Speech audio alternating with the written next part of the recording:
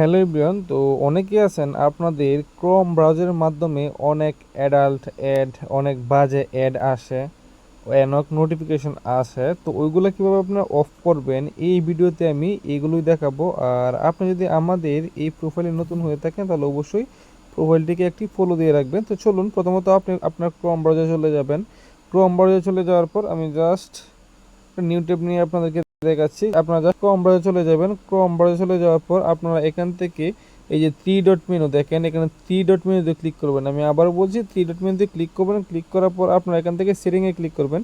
তো সেটিংয়ে আসার পর আপনারা এখন নিচে চলে আসবেন। আসার পর এখান থেকে দেখেন আপনারা নোটিফিকেশন অপশন আছে, এই যে নোটিফিকেশন অপশন, হ্যাঁ, এই নোটিফিকেশন অপশনে ক্লিক করবেন। ক্লিক করার পর আপনারা এখানে যদি ক্লিক করেন সব অফ করে দেবেন, যে অল ক্রোম নোটিফিকেশন এখানে যদি ক্লিক করেন তাহলে কিন্তু অল অফ হয়ে যাবে।